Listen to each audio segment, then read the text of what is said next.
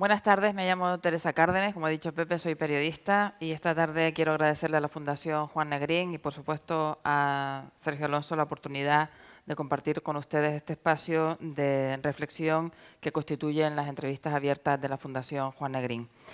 Creo que hay pocos nombres más adecuados que el de Juan Negrín para dar nombre a esta institución, a un lugar donde se habla en libertad y de la libertad, con la pretensión de reflexionar sobre una sociedad que hoy, a pesar de la aparente sobreabundancia de información, en realidad tiene enormes déficits en lo que tiene que ver con la búsqueda de la verdad. Como en el caso de Juan Negrín y también, lamentablemente, con 1000 casos que protagonizan hoy la atormentada vida cotidiana de los españoles. Una verdad que se oculta muchas veces sobre medias verdades, sobre interpretaciones interesadas o simplemente bajo toneladas de mentiras. Me he permitido rescatar para esta presentación unas palabras de Carmen Negrín, que pronunció cuando la nombraron hija adoptiva predilecta de Gran Canaria. Al referirse a esta institución que lleva el nombre de su abuelo, dijo confiar en que el esfuerzo de recuperación de la memoria ayude también a la recuperación de la ética, ya que, dijo, cito palabras textuales, la verdad siempre acabará saliendo. De verdades, de ética y de compromiso también espero que podamos hablar esta tarde con Sergio Alonso. Sergio Alonso, ustedes lo conocen, es un empresario, presidente del grupo Domingo Alonso, un grupo empresarial que está presente en más de 20 países en todo el mundo y que tiene también en todo el mundo más de 1500 trabajadores. De formación alemana y principios netamente liberales, la actividad y sobre todo las inquietudes de Sergio Alonso van mucho más allá del negocio automovilístico de la firma que él representa y abarca ámbitos tan diferentes como la comunicación, la publicidad y también las nuevas tecnologías, un ámbito además cambiante y absolutamente fascinante y que sé que a él le fascina.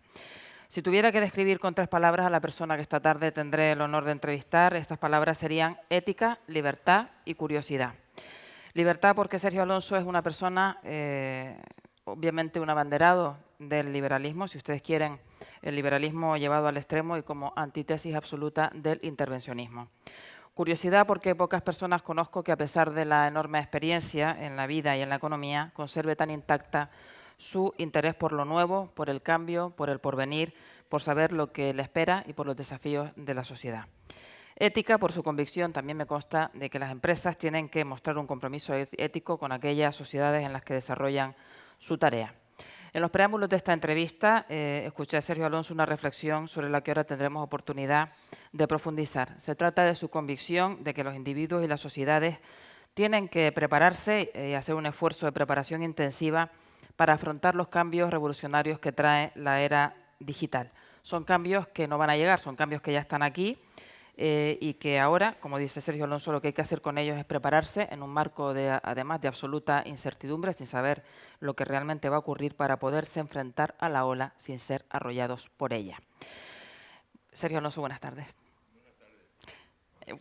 Agradezca la presencia de todos ustedes aquí, por supuesto, a la Fundación y las palabras de don José Medina, y a ti por estar dispuesta a entrevistarme. Es un placer. Hablábamos de incertidumbres, luego tendremos ocasión de hablar de las incertidumbres que traen las novedades tecnológicas, pero me gustaría empezar porque si hay un escenario de incertidumbre en este momento, ese escenario se llama Europa, tiene un elemento problemático, casi podríamos decir que traumático en Grecia. Grecia se enfrenta el próximo domingo a un referéndum del cual depende no solamente la economía y el futuro de la política en Grecia, sino casi que el futuro de Europa. Me gustaría que Sergio Alonso nos explicara o que nos contara qué es lo que piensa de lo que está ocurriendo con Grecia. Bueno, yo no soy ningún experto en Grecia, pero sí puedo decir una cosa, que tampoco es tan traumático el problema de Grecia cara a la Unión Europea. Se ha tratado de hacer ver que esto condiciona tremendamente a la Unión Europea. Yo creo que no, yo creo que la postura alemana está siendo la... Suena, ¿no?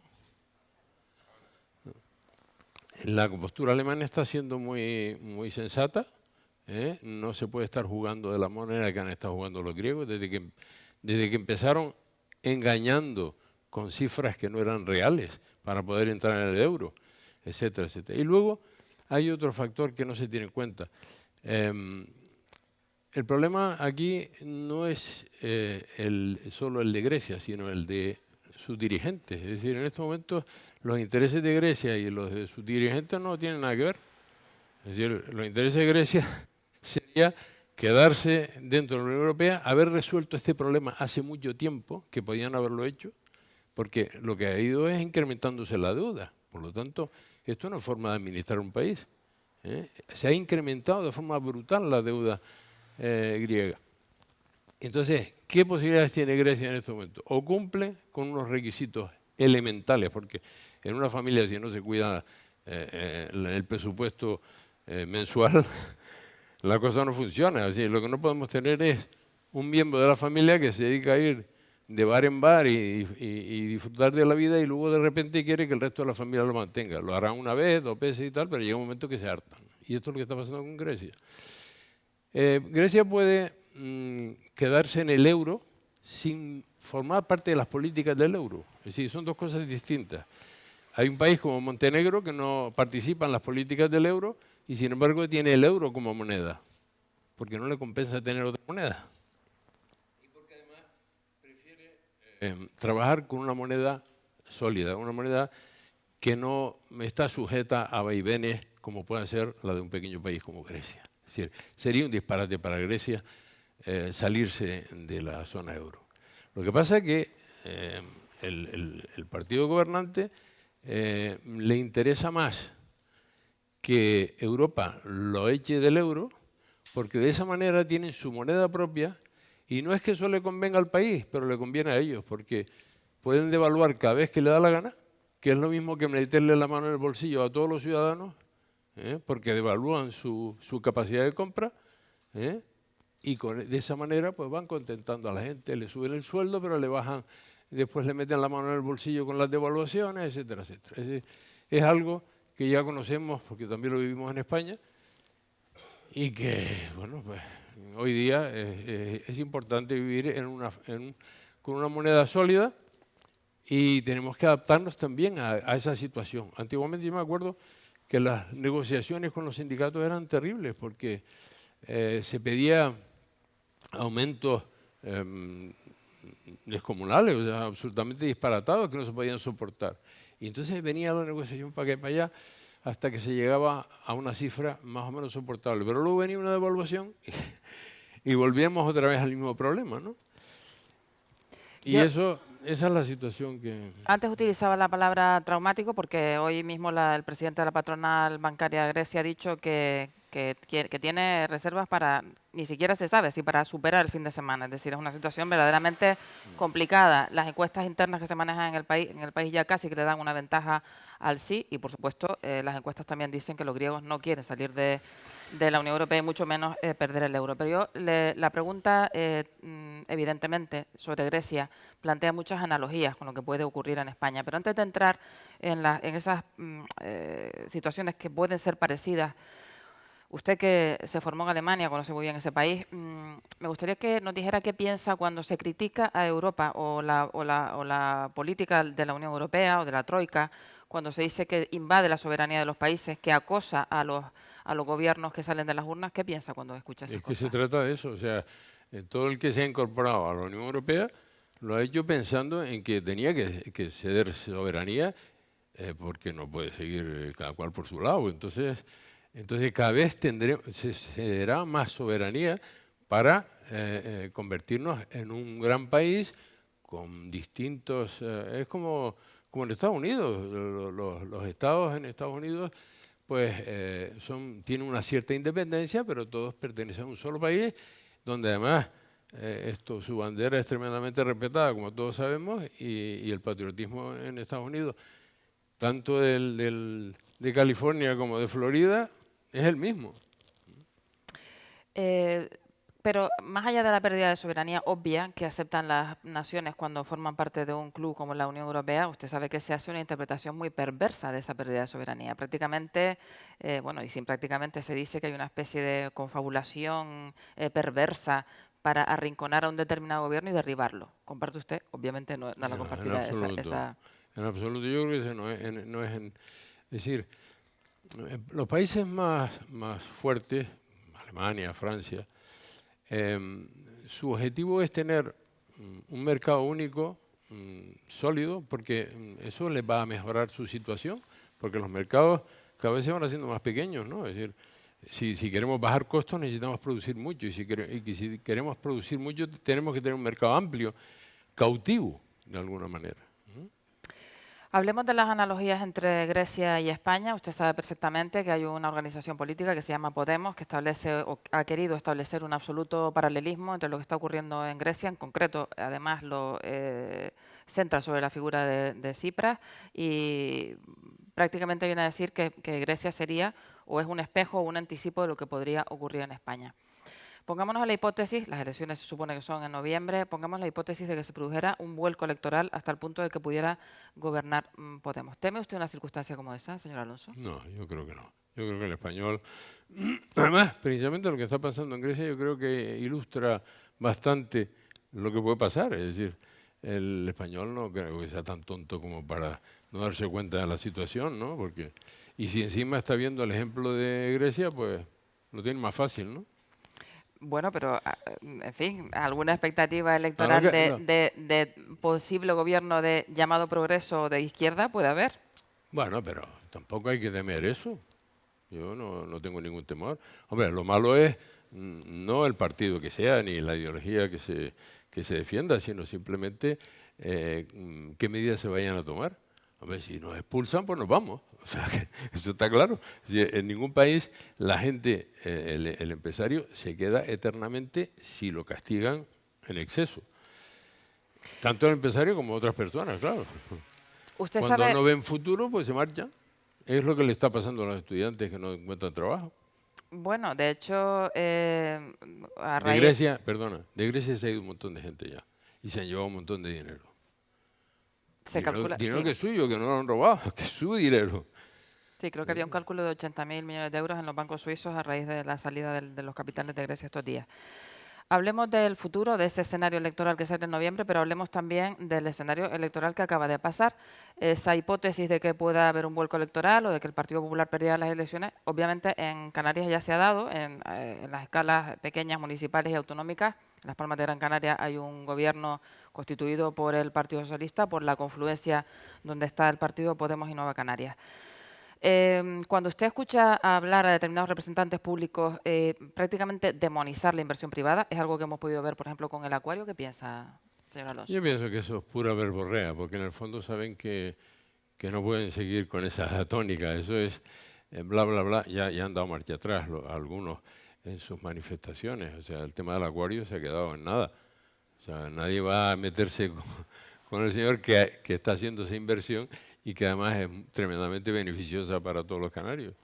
O sea Podríamos pasar de un escenario donde, y luego podemos profundizar en eso, donde de ponerle escollos a determinadas inversiones, algo de en lo que podemos eso sí, hablar yo tengo mucho, mucha podemos pasar experiencia. de ese escenario de ponerle escollos a las inversiones a un escenario de demonizar la inversión.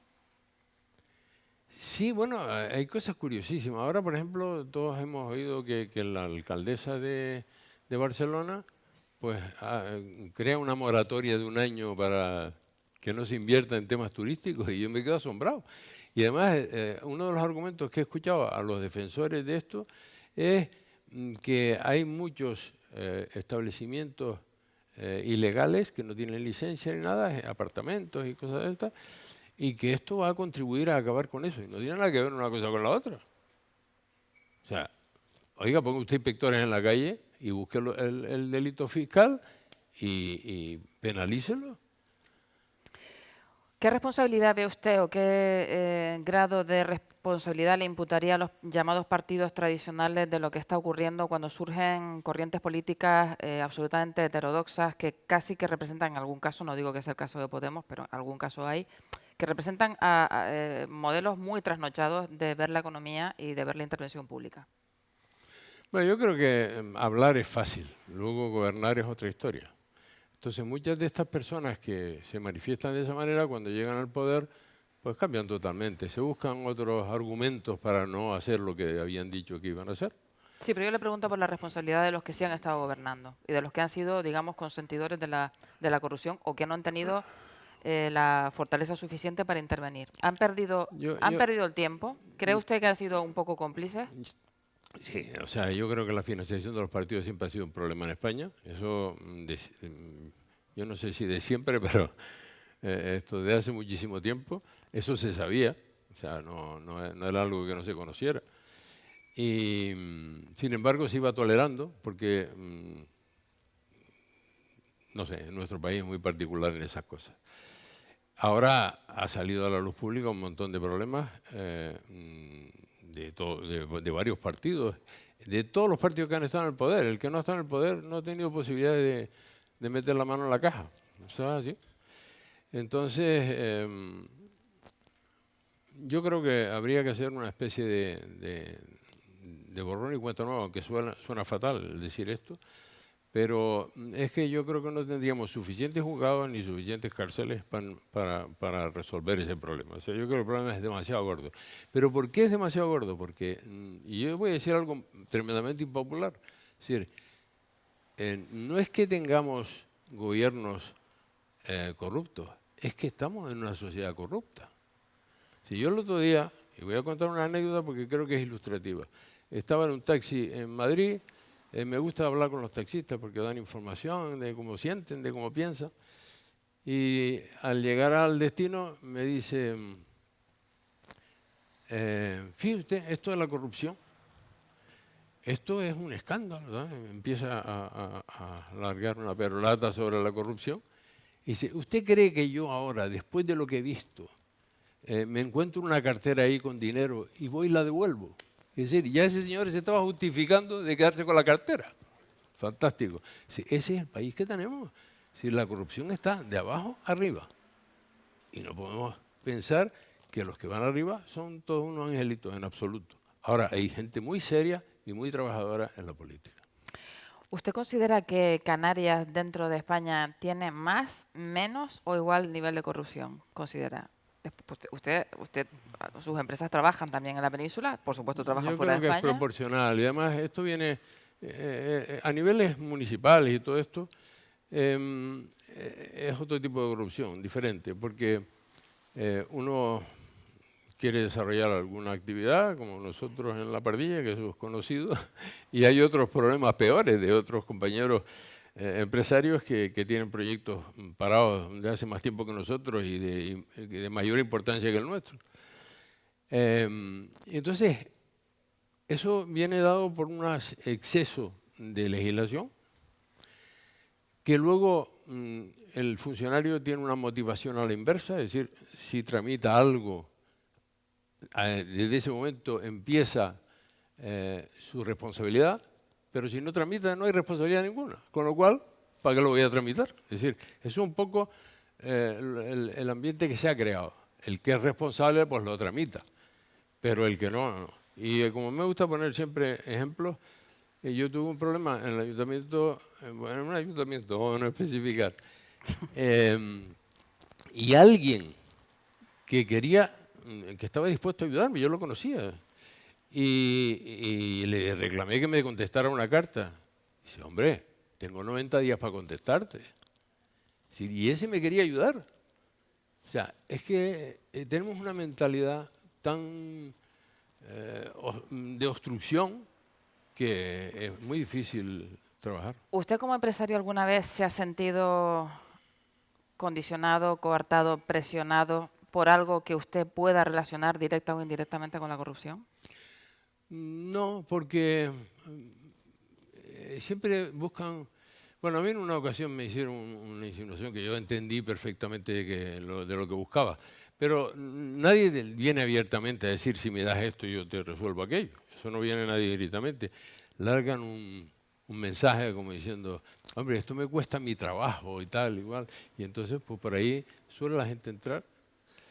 Claro, ¿quién es culpable? ¿El que lo pide o el que lo da? Yo creo que los dos. Lo que pasa que... Ahora hay casos, que yo he conocido uno concretamente, que era un señor que había avalado con sus propiedades particulares, incluida su casa, su negocio. Y se vio en la situación de o le doy dinero a este o me arruino. Esas son situaciones un poco difíciles, como yo no me he visto en ese caso no puedo opinar, pero no sé qué es lo que haría. Vamos a hablar de cómo se paralizan o el tiempo que han estado muchos proyectos inversores paralizados en Canarias, algo absolutamente impensable en una comunidad que tiene los registros de paro que tiene. Claro. Usted ha citado antes el ejemplo de ese caso de ese proyecto que ustedes tenían paralizado, semiparalizado en Telde. Hace unos años, no muchos, pudimos calcular que había millones, muchos millones de euros paralizados por una burocracia que sencillamente parece que no le importa lo más mínimo, que no se invierte y por tanto que no se crea empleo. A partir de las protestas de un grupo de empresarios, o de muchos empresarios, entre ellos estaba usted, el gobierno Paulino Rivero creó una cosa que se llama Comité de Inversiones Estratégicas. Con el paso del tiempo, han debido pasar 2 o 3 años después de que se creara ese comité. ¿Ese comité ha servido para algo? ¿Ha servido para agilizar las inversiones o ha servido para que el gobierno apadrine las inversiones que le resultan interesantes al gobierno? No ha servido absolutamente para nada, porque ni estrategia ni nada. Además sería injusto que a mí me resolvieran el problema y al otro, que el vecino de al lado, no se lo resolvieran. Sería una barbaridad. O sea que eso fue una tontería que se sacó el señor presidente. ¿Usted tiene confianza en los cambios políticos inminentes que se avecinan? Dentro de 4 días tomará posesión en el Parlamento, si no se rompe antes el pacto Bueno, hay de coalición todo. Canaria-PSOE, un nuevo gobierno. ¿Qué Hay de espera de ese todo. gobierno? Hay personas válidas y hay otros que no son tan válidos, pero en fin, vamos a ver quién gana la partida. Si son los válidos, pues estupendo, pero si son los otros, mal asunto. Hay un asunto relativamente polémico que por primera vez en la historia democrática de la comunidad autónoma va a suceder. Por primera vez, si nadie cambia ese rumbo, habrá un presidente que es diputado por la isla de Tenerife y habrá una vicepresidenta que también es diputada por la isla de Tenerife. Es la primera vez, o será la primera vez, que se rompa una norma, no está escrita literalmente, pero desde luego está en el espíritu del estatuto, que tenga que haber un equilibrio entre la presidencia y la vicepresidencia. ¿Comparte usted la inquietud por qué ocurra eso o le da absolutamente igual? A mí me da igual. Lo importante es lo que la gente hace, no de dónde viene. Si esta gente actúa correctamente, pues no tiene por qué haber problema. En este momento se está discutiendo a ver si cogen para economía a alguien de Gran Canaria, por aquello de compensar los acuerdos. Pero a mí me da igual de dónde vienen las personas. Lo importante es lo que hacen, lo que son capaces el servicio que nos pueden prestar. De lo contrario, da igual si son de San Nicolás de Tolentino o de... ¿Usted no comparte la teoría de que el peso histórico de Coalición Canaria finalmente siempre se traduce en un cierto, vamos a decir cierto por decirlo suavemente, una cierta inclinación hacia los intereses empresariales de la provincia de Santa Cruz de Tenerife? Bueno, eso ha habido, sí. Yo pienso que en Tenerife en general, por supuesto que no se puede, que generalizando se cometen errores, pero en Tenerife ha tenido mejores políticos en el sentido de barrer para casa. No han hecho región, han ido tirando para casa. Y eso pues, ha tenido pues, sus efectos. Pero a mí me preocupa más el dinero que se malgasta y la mala gestión que si el tema se desarrolla en un sitio o en otro, porque a fin de cuentas estamos en una comunidad autónoma.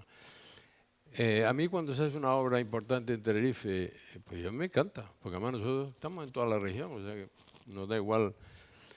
Pero sí comprendo que haya esa cosa de, bueno, Tenerife tiene más de esto. Cada vez que viene una inversión de fuera, pues pretenden llevársela.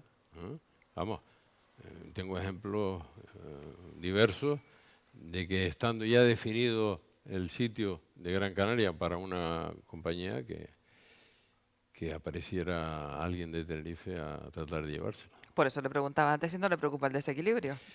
Sí, pero me preocupa más el derroche, el mal gasto, esa administración tan disparatada que tenemos. Eso nos cuesta más.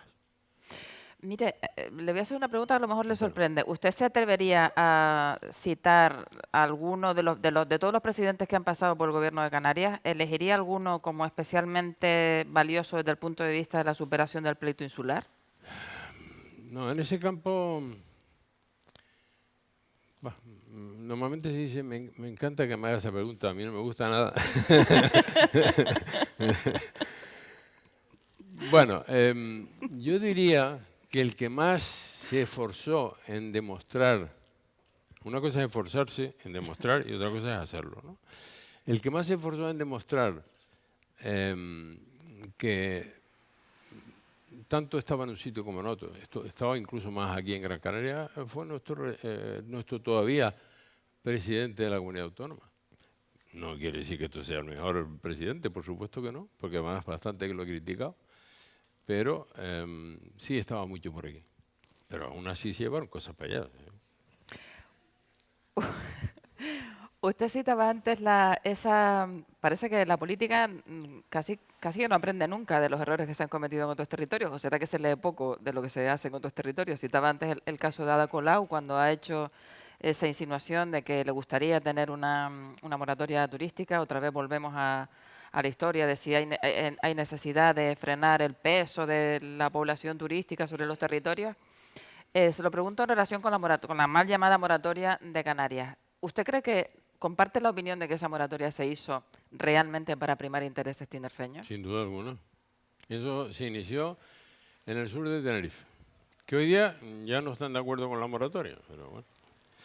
Se inició en el sur de Tenerife, se le transmitió a ATI su voluntad de que eso fuera así, y luego ya sí, se implantó y bueno, pues en Gran Canaria tengo que decir, porque me gusta ser crítico, como soy crítico conmigo mismo, creo que me puedo permitir el lujo de ser crítico con los demás. Y hubo aquí cierta tolerancia, porque el que tenía un establecimiento turístico decía, bueno, pues al fin de cuentas me están protegiendo mi negocio. Si me viene más competencia, pues obviamente pues, lo voy a tener más complicado, ¿no? Y aquí se defendió, incluso desde la Federación de Turismo al principio, yo los critiqué muchísimo, muchísimo, porque me pareció una barbaridad que permitiéramos ese intervencionismo que en definitiva iba en contra de la libertad de mercado. Y las consecuencias han sido brutales. Entre otras cosas, todos sabemos el índice de paro que tenemos, que está por encima del 30%. Vamos. Con la moratoria quería quitarla. Totalmente, si es que no tuvo que existir nunca. No tuvo que existir. Esto es darle, además, somos críticos con la política y con los políticos fundamentalmente, ¿no? Y sin embargo les queremos dar más poder para definir qué es lo que tenemos que hacer los demás.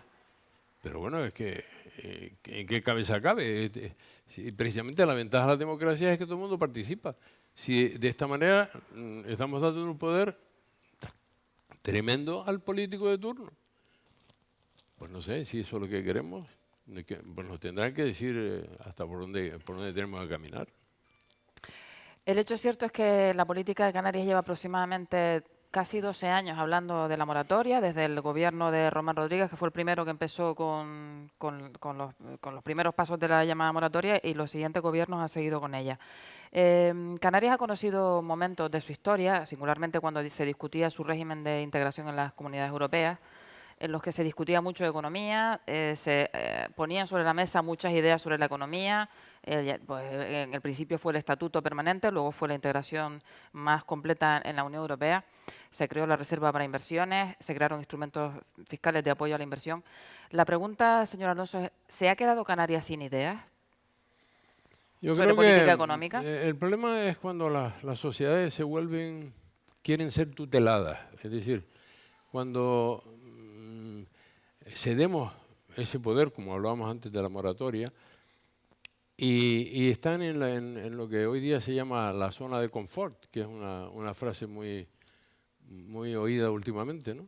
Y está todo el mundo acomodado, entonces quieren que le resuelvan los problemas y se acaba la iniciativa, se acaba la creatividad, la gente se adormece y obviamente así no funcionan los países, ¿no? Quiero decirles a las personas que están presentes que ya llevamos casi 30 minutos, no, casi 30 minutos de entrevista. Me parece que había previsto después un pequeño coloquio, ¿verdad? Pero o sea, les voy avisando para que vayan pensando en las preguntas. A mí de todas formas pero me gustaría decir algo, no sé si me vas a preguntar esto, pero Sí quería hablar de un problema que tiene España. Sí, yo creo que en España, yo lo comparo con el fútbol, ¿no? Porque no tenemos ideología. Vamos por la calle y le preguntamos a alguien, ¿usted tiene qué ideología es la suya? Y la gente no sabe contestar. Porque la gente lo que tiene es partido, no tiene ideología. Y eso es un gravísimo error, porque entonces se vuelven radicales, ¿no? Defendiendo a su partido. Es como la Unión Deportiva, ¿no? Es decir, yo soy de la Unión Deportiva, a mí no me cambian de... Y además el árbitro pues, ha fallado indebidamente contra mi equipo. Eso no es política, eso es vamos, eso es de países poco desarrollados. ¿Eh? Nosotros tenemos que ir más allá y todo esto parte también, con eso también soy muy crítico, el tema de la educación. El individuo tiene que tener criterio propio. No se puede tener a la gente en las universidades y en los colegios siendo adoctrinado por un montón de profesores que no tienen interés en hacerles pensar a esos alumnos, a enseñarles a pensar, que es lo primero que hay que hacer. Y si eso no se hace, pues es un pueblo bastante manipulable. Ahí tenemos lo que ha pasado, voy a poner un caso extremo, no es el nuestro, aunque no me gusta hablar de estos países, pero bueno, el caso de Venezuela. Un país con una riqueza brutal, que además con una parte de la población muy bien preparada, que son jóvenes que han estudiado en Estados Unidos y que son muy capaces, pero allí, además, estos partidos radicales lo que hacen es efectivamente radicalizar a la gente, con lo cual se establecen bandos, ¿no? Y eso es negativo, eso no es propio de países desarrollados. Efectivamente, le quería preguntar por la educación y en concreto por una reflexión que a veces se escucha en los círculos empresariales. Canarias ha sido una comunidad que durante muchos años ha dedicado un enorme volumen de presupuesto a la educación y, sin embargo, no acaba de salir nunca de los puestos de cola, ni en el fracaso escolar, ni en los índices de abandono, que es un problema absolutamente dramático en la enseñanza secundaria, ni desde luego sus universidades consiguen superar los puestos de salida de los rankings de las universidades. En su opinión, ¿qué es lo que se está haciendo mal en Canarias, señor Alonso? Bueno, yo creo que es que volvemos a lo de la zona de confort. O sea, en las profesiones, cuando hay una zona de confort, pues la gente trata de mantener la situación, de no cambiar. Y eso pasa en las universidades, en los colegios. Y hay una oposición brutal a cualquier cambio, porque eso implica mayor esfuerzo para desarrollar su labor. Y yo hablo con muchos profesores y muchos de ellos están en contra del sistema, pero o no tienen la fuerza suficiente para imponer otros criterios. Desde mi época, que ya hace unos cuantos años,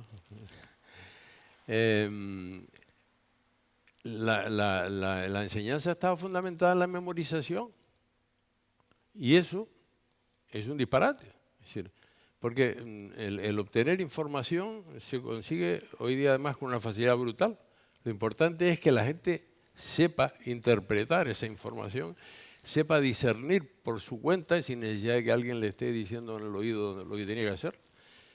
Hoy día, por ejemplo, yo vi el otro día un anuncio de Estados Unidos de una cosa que es más o menos de este tamaño, sin la cabeza, que es un aparatito que se coloca en donde uno quiera y es una enciclopedia. Si uno le pregunta lo que quiere y te responde. Es como el Siri, pero a lo bestia. O sea, mucho más amplio, mucho más completo, ¿no?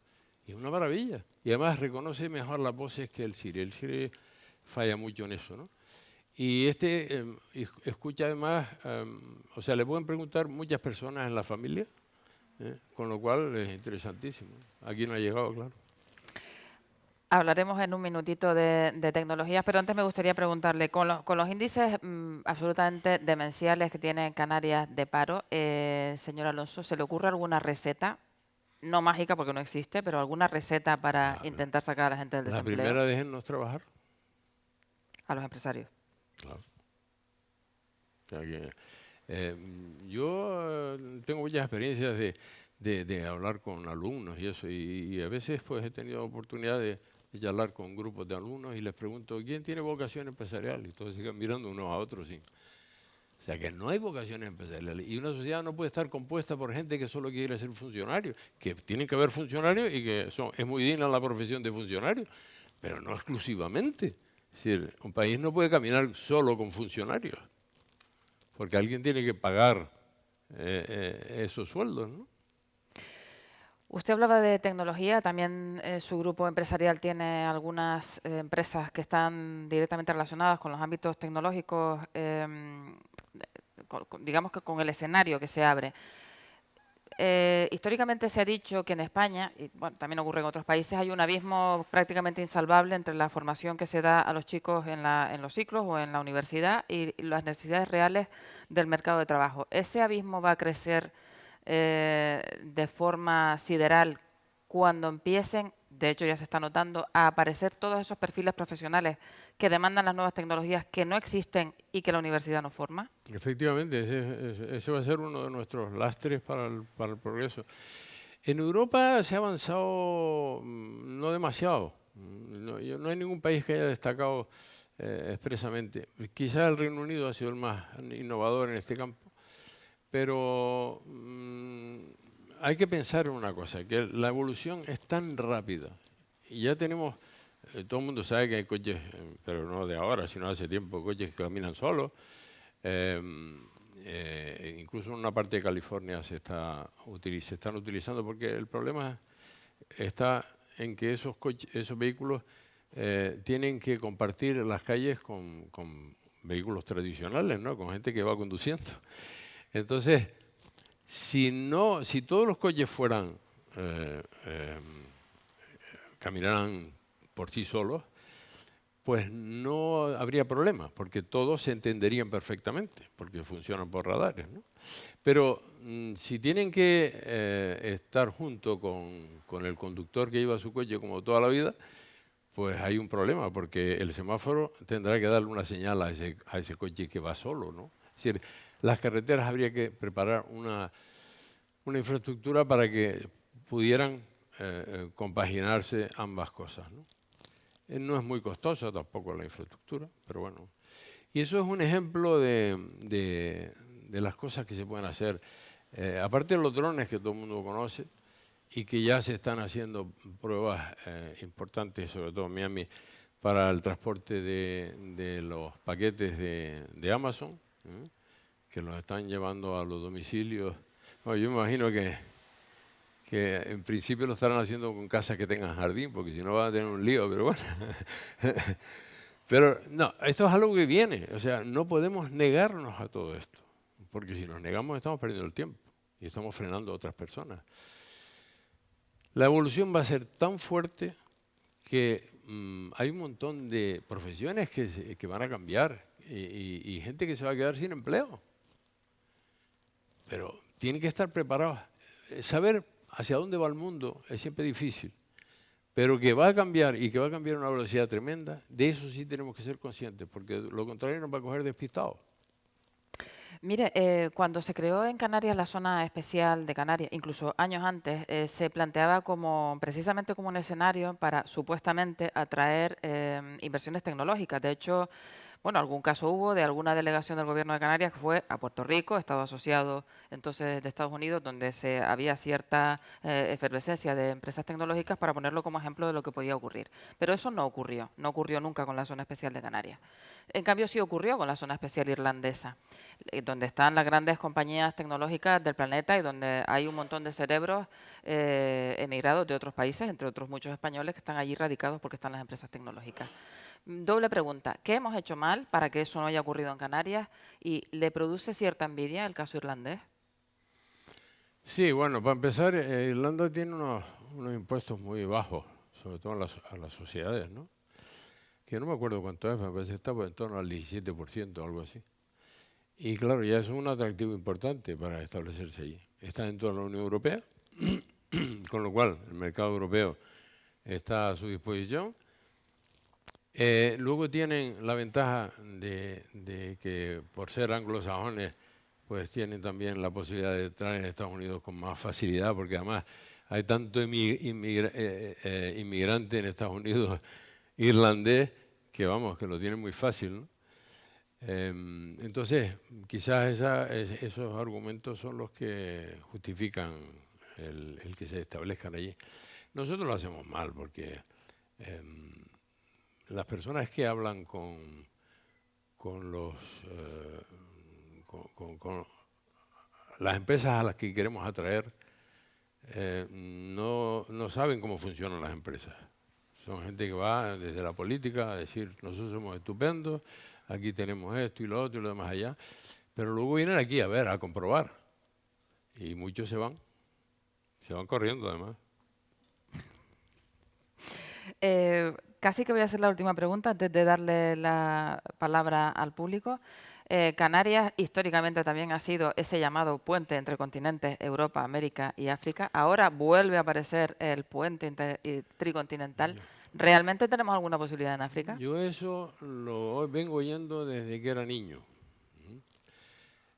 Siempre se ha hablado de que estamos en una situación estratégica. Evidentemente estamos en una situación estratégica, pero no hemos sabido nunca aprovechar esa situación. Porque además África se está desarrollando. En África hay mucha gente que tiene dinero. Por ejemplo, hay un tema que un grupo de empresarios nos hemos empeñado en que funcione, pero no hay forma que camine. Y es el aeropuerto de Gran Canaria. Tenemos el mejor aeropuerto probablemente de todas las islas. Y el aeropuerto ideal para convertirlo en un hub, para el que no lo sepa, se trata de como el taller de la zona, ¿no? Hay un montón de compañías africanas que se están yendo a París y a Londres y a otros sitios donde les reparan sus aviones, actualizan sus aviones. Y nosotros aquí podríamos hacer ese trabajo, estando mucho más cerca. Pero claro, estamos peleándonos si la tercera pista, la segunda pista, no sé qué. Y al final, yo recuerdo que si no fuera por este mismo grupo de empresarios, en estos momentos tendríamos un almacén de Coca-Cola enfrente del aeropuerto, pasando la autopista. O sea, nadie pensó en que había que desarrollar el aeropuerto, y el aeropuerto había que desarrollarlo, y no se ha desarrollado. Y eso es una asignatura pendiente también. Cuando la gente habla de la tercera pista, es que no hace falta la tercera pista. Oiga, primero, no es la tercera pista, es la segunda pista, porque las dos pistas que tenemos no sirven sino como una. Para cuando se falta una, poder utilizar la otra, pero no son dos pistas que puedan trabajar en paralelo, porque están demasiado juntas. Y además hay un agravante también que la gente desconoce, y es que la zona aérea tiene preferencia, o sea que en un momento determinado puede parar totalmente el servicio comercial para ellos sacar sus aviones por las circunstancias que sean. Entonces, la siguiente pista debería de preverse. No es una necesidad inmediata, pero hay que tener previsto la zona, el sitio exacto, y luego el día que haga falta, pues se hace. La gente dice, no, es que también hay horas libres por la noche y no sé qué. Bueno, usted sabe que hay ayuntamientos que por decir han llegado a decir que la zona, que no podía ser porque la zona de afección aeroportuaria impedía construir cuartos de aperos. Eso lo dijo un ayuntamiento de la zona. No sé si usted conoce ese dato. No, no me extraña, yo estoy curado de espanto.